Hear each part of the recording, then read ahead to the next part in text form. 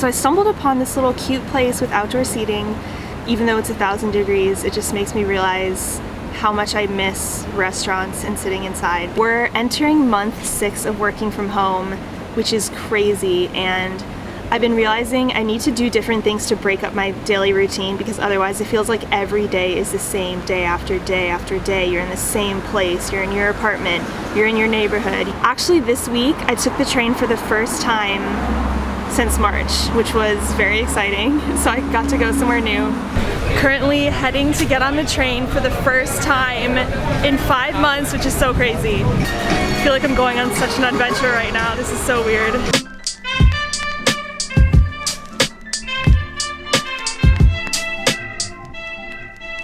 It's like 1,000 degrees in here. This is one thing, summer in New York, this is always the worst when it's so hot.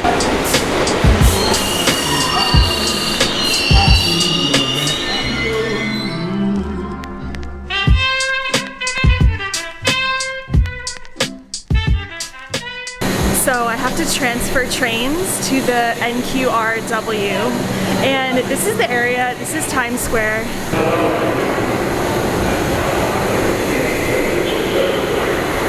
On a normal day of the work week, like on the weekday, it's usually packed here. Like there's so many people transferring trains, coming home from work, and it's so weirdly empty. One day I biked down to Times Square, which is above us right now. Us, as if you're here with me, but which is above me right now. So it is so weird to see not that many people around.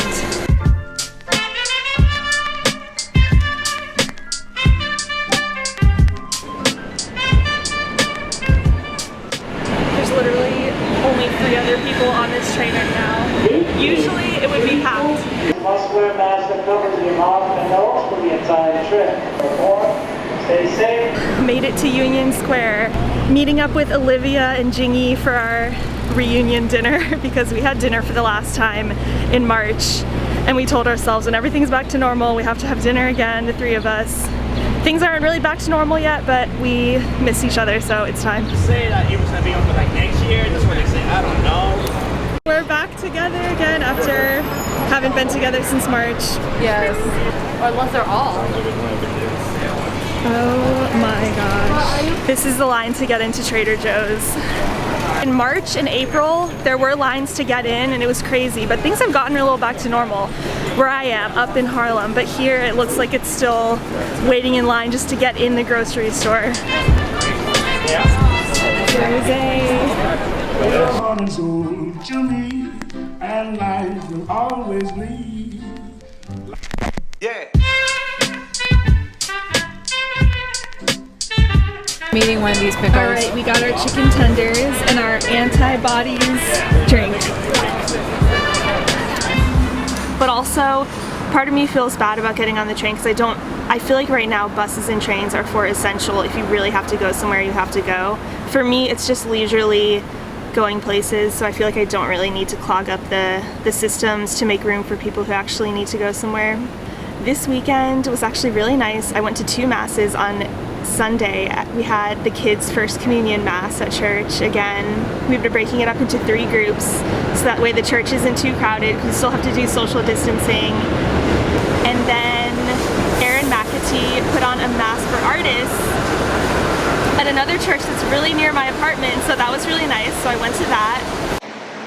And the artist who believes, the Catholic artist, is one who is called not to whitewash the suffering, not to paint a pious picture of life and reality, but to press into the storm, to press into the reality of the darkness, the pain, the disappointment, because all of it is an invitation to us to discover how even here, Jesus, you're present. Even in this storm, you're coming, walking on water to me, God. Where are you?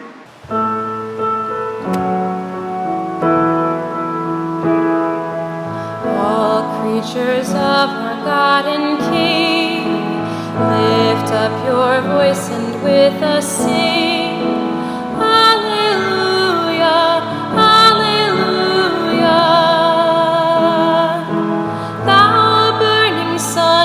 golden beam. Thou silver moon with softer gleam. Oh, praise him, oh, praise him. Hallelujah, hallelujah, hallelujah. And it was such an inspiring day. It was so nice to be around artists after all of us have been home. It's really cool to see what artists have been up to during the time of pandemic, what people have been working on, their projects they've been doing at home. In a way, I feel like so much creativity is fueled through this, that artists, musicians, poets, whatever your art form might be, it's really cool to see how creativity can just thrive in such a beautiful way during the time of being at home alone. There was a sculptor who talked about how he couldn't really go to his studio, so he made this really cool sculpture out of paper. And so it's cool to see how what people have been able to create in more confined spaces.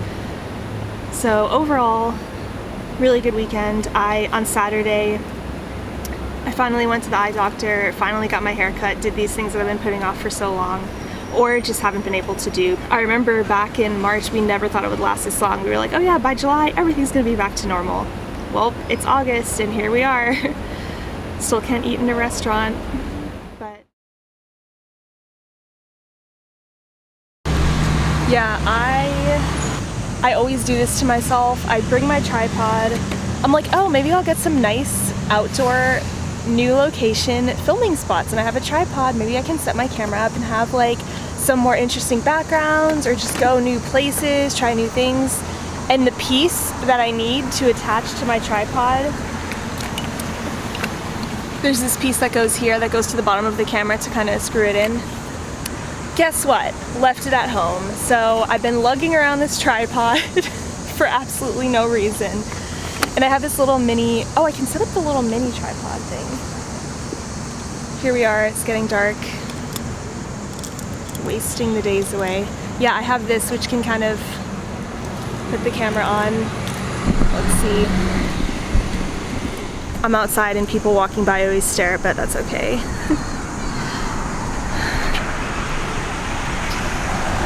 Okay, oh no, this is not gonna work. Okay, nope, nope, nope, nope, nope. Okay, this actually, I don't want my camera to fall. This is not a good idea. This thing isn't the sturdiest. Okay, I don't like this. Nope, not a good idea. Welcome to the world of filmmaking, where every day is a struggle. Okay. This is fine. We're just gonna do this. Okay.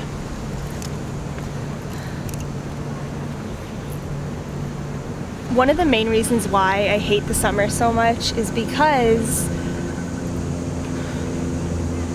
people who have hair like mine, if you have like thick, curly, frizzy, prone hair, the summer, being in the heat and sweating and just your hair frizzes up, you can do whatever moisturizing treatments you can do, but at the end of the day, you just have to deal with it. So anyway, so that's that. And anyway, I wanted to talk about this book. I've been reading Dream Big by Bob Goff. Know what you want, why you want it, and what you're going to do about it. So Bob Goff, in the back of all his books, he puts his personal cell phone number so anyone can call him. If you want to call Bob Goff and just have a conversation, in the back of his books it says, connect with Bob. Mind you, he's like a best-selling author, so he writes in this book, he gets 100 calls every single day from just random people all over the place who call him. I was in Texas, and it wasn't long ago, and two girls broke down in their car on the highway, and they didn't have tow coverage, but they had Love Does in the back. They called me up. Oh my I was in Austin. So I found them on the highway. We fixed their car. It was just their battery cable came off. So that idea of living a life in constant anticipation with constant interruptions. There's a guy that calls me every 3 weeks from Mississippi. He just cusses at me. I'm a lawyer. I thought I knew all the cuss words. But evidently there's new ones. But we've never gotten to what he's mad about, and I end the conversation with him the same way every single time. I say, I will always take your call. I have him on my caller ID as Vulgar Kid, because I know I'm going to get an earful. I'm like, brace yourself. But there's something about just extravagant, like kind of Uber availability, even before there was Uber, like to just be really available, and it'll keep your feet on the ground. It really just reminds you of who you are. So if you want to call Bob Goff, he puts his cell phone number in the back of his books. And this part really inspired me. Chapter 18, the number for the White House. So in case you want to call the White House, there's the phone number. He writes about how his son was sick one time, and he was like, son, let's call the president. Tell him about it. And his son was like, are you crazy? So they end up calling the White House, and he talks to the secretary person who answers, this very professional woman. He explained how Adam, his son, and I were in his pickup truck. Adam was sick. He sneezed 5 times, bare minimum. I let her know we thought we should let the president know right away. By this time, Adam wasn't sitting in the front seat of the truck anymore. He was standing on the seat, his eyes full of anticipation and amazement. His grimace had been replaced with a big grin as he listened to the conversation with total engagement. Can you imagine being a kid and your dad is like, hey, let's call the president. Okay, and they actually calls the White House and talks to the secretary person to get through. And of course, they couldn't get through to the president. He was probably doing more things at this time. He was probably too busy. Well, that call got transferred to someone else, and then she was like, oh, we're sorry, the president can't talk right now, but I hope you're feeling better. And she was really nice about it and talked to the boy, Adam. And I love that. It got me thinking how many of us would never think to call the White House. But it's possible. The White House number is 202-456-1414. So anyone can call the White House if you feel so inclined. Also, so I'm currently editing this video, and I realized that I forgot to say this, but every year he writes a letter to the Pope. And I just think that's so funny, because calling the White House, writing a letter to meet with the Pope, these things, we feel like it's impossible, and the normal person wouldn't really think to do these things. But I love that spirit of just try something crazy and you never know what's going to happen. And he writes, people who have big ambitions pursue even the smallest opportunities everywhere. The more outlandish and unlikely, the better. So I just think he has such a great spirit, and I think we have so much to learn from this idea. There's so many little gems of wisdom. I find myself, when I read books, I'm always underlining things, taking notes. My friend Livspiration, Olivia, we went to dinner, me, her, and Jingy.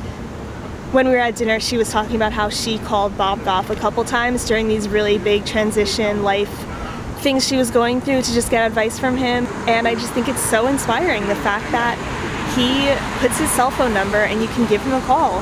And he talks about how networking is nothing more than pretending to be friends with someone while having a secret agenda for someone. And this is something that always bothered me about New York City and these networking events and meeting people. It's always like, what can the person do for you to further your career? There's such a lack of genuine friendships in terms of actually connecting with people on a deeper level. It's just, who are you? What can you do for me? How can you further my career? How can my friendship with you benefit myself in some way? And maybe that's just like the cynic in me coming out of assuming the worst in everyone, which we shouldn't do. We should automatically not assume the worst, but when you do give people a chance and assume, okay, maybe they just want to be friends, and then the real colors of people always comes out eventually, which is unfortunate, but you just realize. So anyway, yeah, really great book, highly recommend. Jesus is knocking on the door of your life because he wants the whole room, not to just have you take a safe look at him through a peephole, or the crack between the door and the crack you're in. Wow. It's just, yeah, anyone, I highly recommend this book to especially Christians. When I say Christian, I mean Catholic, Christian, anyone who follows Jesus, because sometimes we can get wrapped up so much into our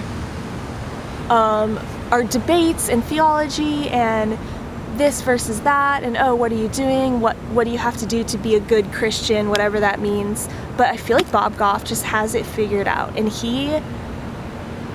I feel like Bob Goff just gets it. He just understands what it means to be a Christian, and I just have so much respect for him. He's so inspirational.